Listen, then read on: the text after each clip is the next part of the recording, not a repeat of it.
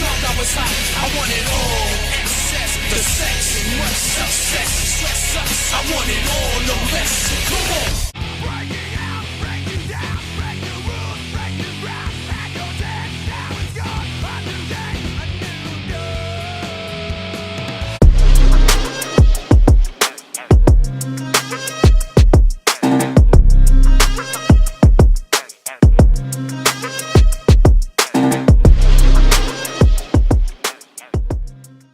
What up? It's your boy T-Bear here with a reaction. Today's wrestling reaction. So we just got finished taking out 10 terrible feuds that ended with great matches. Now we're going to look at the other way around. 10 great feuds that unfortunately ended with terrible matches as well too. I mean, and I can remember some matches like that as well too. One was the Bray Wyatt and Seth Rollins ended with that dreadful Head and Soul match as well too. And a couple of them was Bray Wyatt's one. That one, the other one, Randy Orton, and some other ones. There's some other ones that I can see as well too. When he brings up. So without further ado, let's check out what partsFUNknown got to say about this one. Let's get it. Cast your mind into the dark, backward, and abysm of time. 2 weeks ago, we ran a list on partsFUNknown about terrible feuds that ended with great wrestling matches. Well, let me work it, put my thing down, flip it, and reverse it. To translate, what about great feuds that ended with terrible matches? It's such a horrible phenomenon when it happens, when the story being told is super engaging and fun, but once that bell rings, it deflates like Rhea Ripley's bouncy castle. Putting all those weeks worth of television, all that money, all that audience investment, the editing time gone into the video packages, also the final product, the thing that shifted the tickets, the match itself. It's bad. It's so sad when it happens. Well, let's get sad. I'm Adam, hailing from partsFUNknown, and here are 10 great feuds that ended with terrible matches. Number 10, AJ Styles versus Samoa Joe. When did... Yeah, the storyline, everything was good. And not to mention, we got two guys who were two greats from TNA Impact Wrestling going at it. We thought it'd be a good matchup, but yeah. Now look, if I'm completely honest, this one feud wasn't the very best that's ever existed, but I had to include AJ Styles' 2018 WWE Championship run on this list somewhere, because bloody hell! Imagine this. AJ Styles, one of the best wrestlers in the world, has just won the belt in 2017, and I appear wearing Doc Brown time travel gear to tell you, hey, AJ's going to hold the belt for an entire year, and he's going to feud with Kevin Owens, Sami Zayn, Shinsuke Nakamura, and Samoa Joe, and it'll all be pretty bad. You'd kill me in the street, but it's true though. Every time the hype machine went into overdrive, because AJ Styles is very occasionally the best wrestler in the world, and every single time things got personal and heated in all the right places, but nearly every single time it ended in some convoluted DQ, no contest dick dance. The Styles-Joe feud started so bloody well, with Joe elevating it to hilarious B-movie melodrama trying to bone down with Mrs. Styles, but all the matches descended into underwhelming nonsense apart from AJ and Joe's match at Super Showdown. That was a strong, definitive end to the feud. So obviously they did it again and crowned Jewel one last time in a dull 10-minute match. King God! Number 9, Daniel Bryan versus The Miz. And speaking of Super Showdown, not the Saudi Arabia ones, the one in Australia, this event, which was mostly good, saw the final blow-off match between Daniel Bryan and The Miz. The feud, which had been part organically, part accidentally built for anywhere between 2 and 8 years, from Daniel Bryan's first day in the company via a beautiful confrontation on Talking Smack, escalating through Miz chicanery while Bryan was retired, and then finally becoming physical in 2018. Their first match at SummerSlam was great, super heated. Their styles meshed. Miz won via cheating. That's okay though, it's the first match. Then the wives got involved. Mixed tag at Hell in a Cell. Miz and Mrs. won that one too. Okay, it's a bit weird. I guess they're just saving Bryan's big win for the third and final match. That came at Super Showdown. Yeah, I feel like they should let Bryan win. That's what happened. They prolonged for having Miz win twice in a row, so they should let Bryan win that one. That's what happened right there. And it was like, I guess, and fans was already done with the feud afterwards. Like, all right, it's over with now. You move on. But I guess they wanted Bryan get the win, which I understand. I'm all for it though. But if that was the case, you should have Bryan and Brie won the second match. But they didn't. And Bryan did win. It's just that the match lasted 2 minutes and ended with a small package. The video package was longer than the match. us, I guess. And that was it. That's the end. What a waste of so much time. Number 8, Johnny Gargano versus Tommaso Ciampa. How? Well, wait. I gotta see which one though. But I would say how, but we gotta see which one though. Might catch some flack for this, but sod it, I'm right. The Johnny Gargano-Tommaso Ciampa feud in NXT will probably go down as the greatest rivalry in the history of the black and gold, built for years with a gooey center of genuine heartbreak and one of the purest face-heel dynamics in modern wrestling, spread over a series of phenomenal takeover matches. It was going to blow off at TakeOver New York before Ciampa went out injured, so Gargano pivoted to Adam Cole instead. No one would have batted an eye at the feud ending there. Not ideal, but it had been running for the better part of a year. However, they picked it up again and it slipped right through their fingers and smashed on the ground. Gargles turned heel, which felt really strange. Cost Ciampa the title. Oh, yeah, I knew it. That's why I say how, but this one, yeah. And again, I feel like the reason the match probably went back, if this is the one in the pandemic, yeah, that pandemic one is because of the damn pandemic. I ain't gonna lie. Yeah.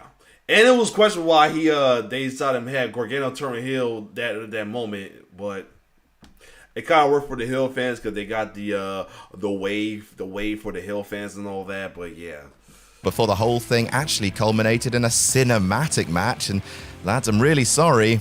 It was a bad cinematic match. Awkward, really self-serious, and ending in yet another weird-feeling swerve from Candice LeRae. One of the best feuds ever, ending way after it should in a damp squib of mixed emotions. Real shame. Number 7, Brock Lesnar versus Dean Ambrose. Oh, Doctor, what? Yeah, it's just I feel like Dean shouldn't. I got love for Dean, but I feel like they shouldn't have him and Brock doing that in the first place. It was a good build-up, but the match, we had to feel the match was going to be what it is. Kick in the teeth, which is about 5 times more hardcore than anything that happened in this match. Or at least could have gave make a no DQ them. That's Dean Ambrose specialty, because him and Bryan, it wasn't going to be a good match. In early 2016, Dean Ambrose was a really hot act, coming off a great IC title feud with Kevin Owens, an electric Royal Rumble Final 2, and coming within a cat's whisker of winning the WWE title at Roadblock. WWE sought to capitalize on his momentum by putting him in a Mania match with Brock Lesnar, and not just any WrestleMania match. WWE made pains of stressing that this was a no-holds-barred street fight. People were excited. WWE stoked that excitement by having a parade of hardcore legends slide into Dean's DMs and bequeath him their favorite weapons. Here's a chainsaw, said Terry Funk. Okay, now I remember this. Okay, like the storyline was good. I guess he didn't use everything. That's what it was. Here's a barbed wire baseball bat, said Mick Foley. Did either of those weapons get used?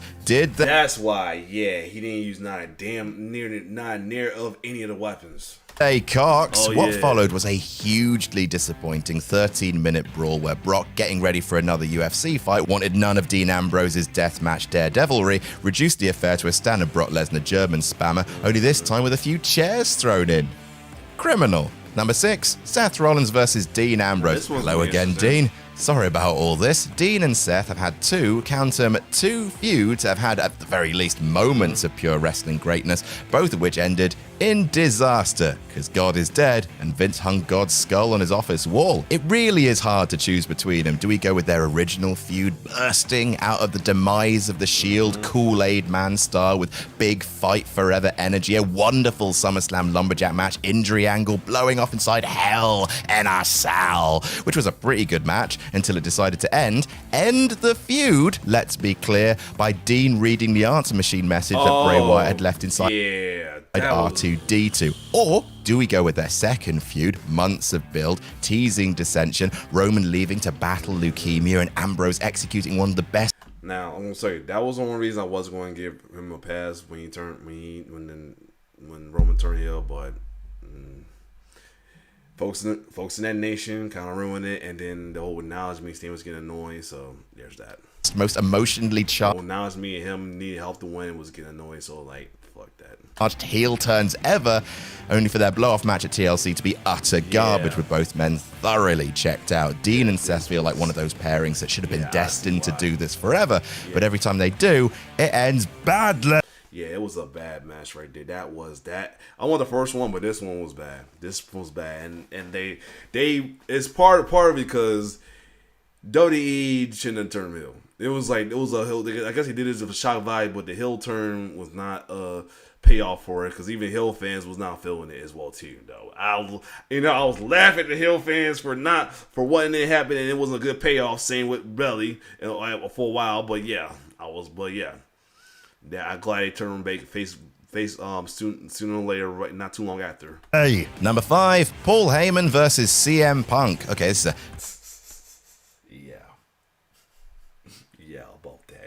about that. It looked good on paper with the build up and everything. Just the match was could have been a little better. Could have been a little better than that. bit of a cheat because really CM Punk versus Paul Heyman comprised 3 micro feuds that were all stitched together like a grotesque science experiment desperately pleading for death. Paul Heyman turned on noted Paul Heyman guy, CM Punk, and then, before Punk could exact revenge, made old CM run the gauntlet of his dangerous alliance of increasingly shit men.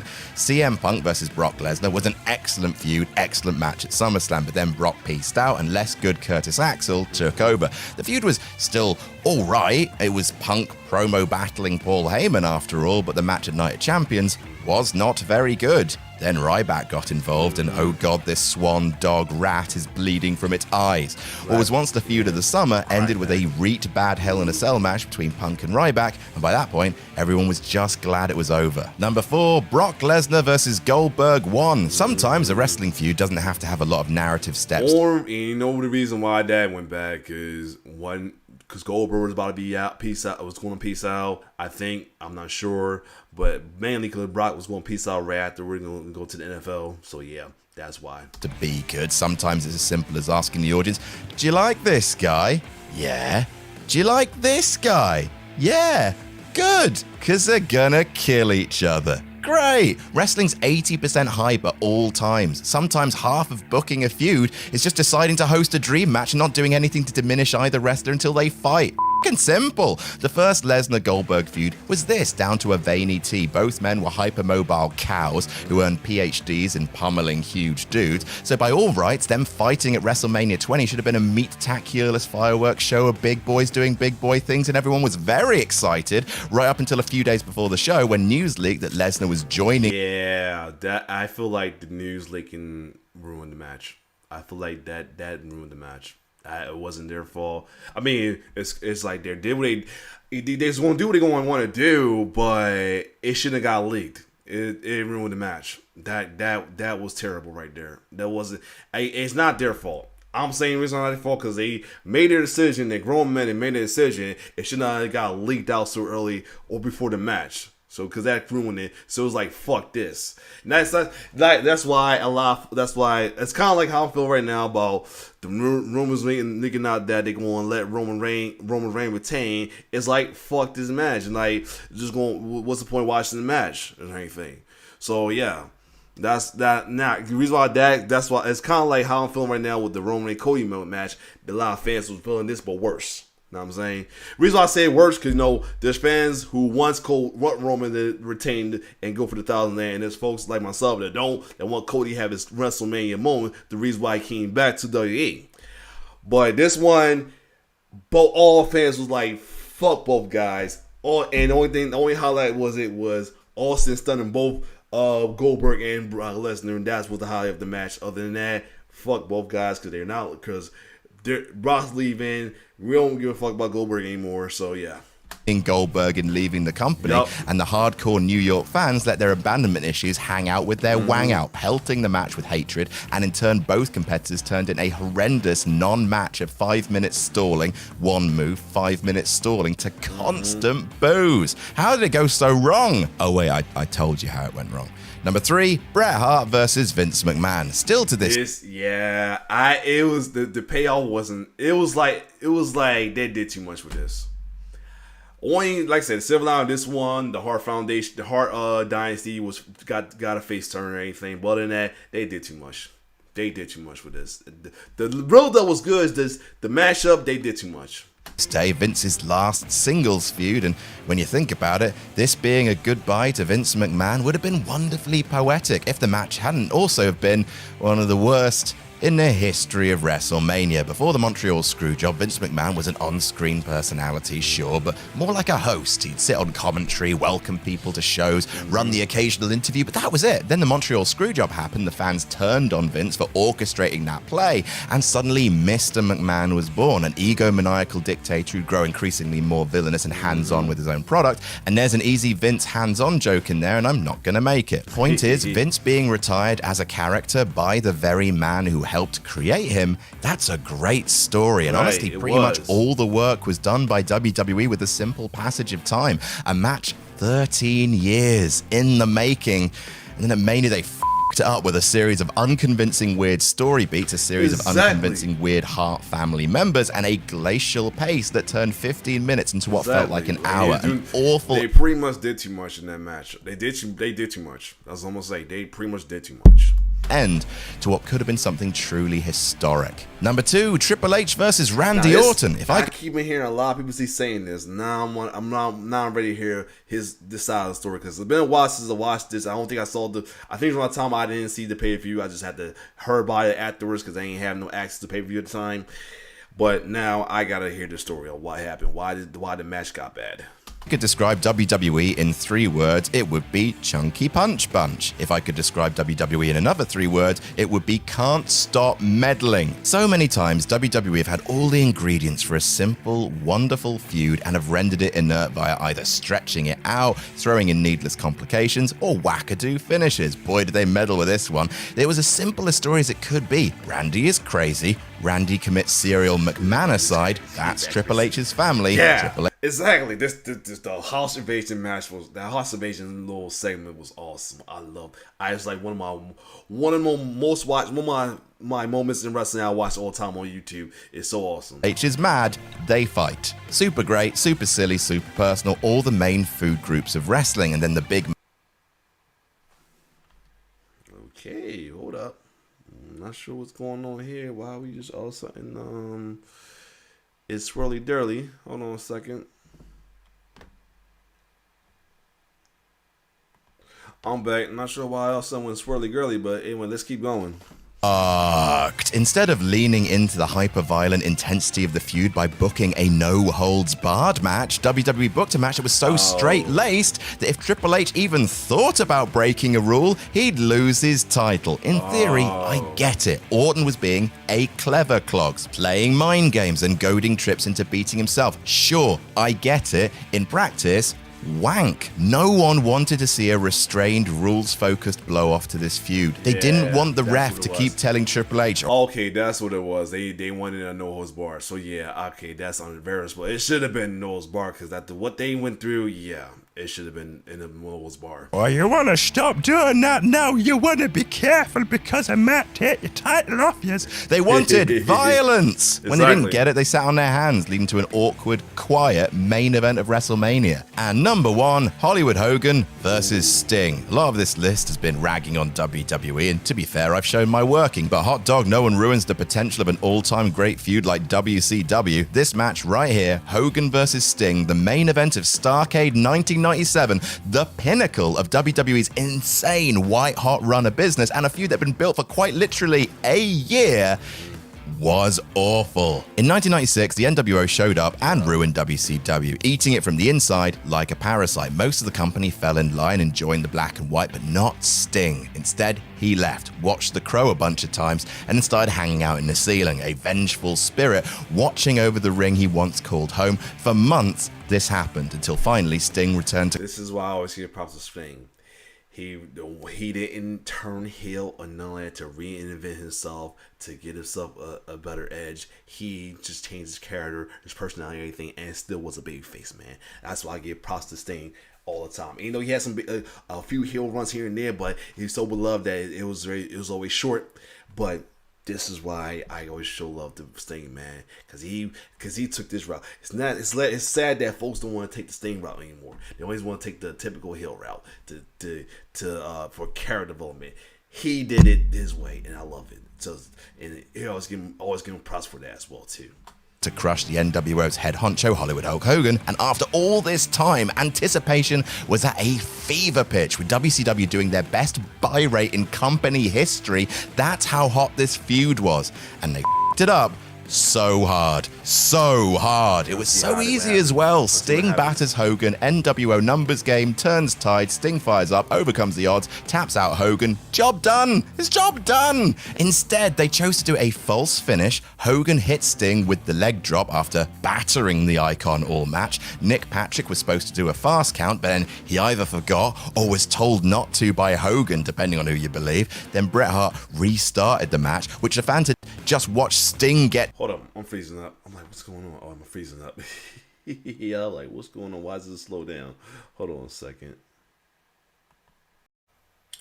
All right, I'm back. I'm not sure what happened, but let's finish this off real quick. Let's get it.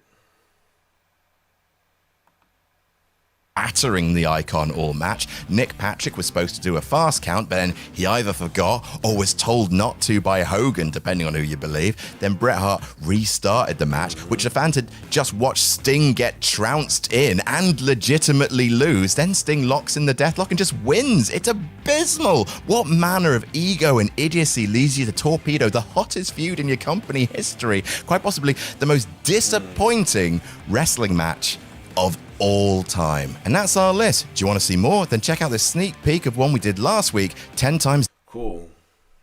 WWE got the I saw that one. But anyway, this was a good and interesting match though. Some of the playoff I understood was something like that. The Joe one was kind of understandable. Some had to remember the matches and how it went. And some I get it though, but most of them I get it, understood and everything.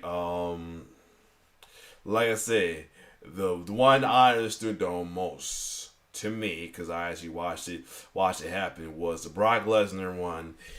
Is like I said, that was because the internet fault right there. The internet shit getting leaked out about what's going to happen with them afterward ruined it. Because like I said, it's kind of like how I feel right now with the main event between Cody Rhodes and Roman Reigns right now. Because all the rumors, possible saying that they want Roman to get the 1,000-day reign and retain the edgelord, the damn edgelord, misery law company to see the laws that gets off on folks' misery are pushing Roman to retain so that they can laugh at folks so they can get their little rocks off, whatever, and everything. So that's why I'm like, hit with the main events right now. Hopefully Kobe wins. Not, it's whatever. So it's whatever with WWE. I'm gonna still watch it, but not gonna really care that much. But other than that, if you like my reaction, like, share, subscribe to my YouTube channel. It's your boy T-Bird signing off. One love.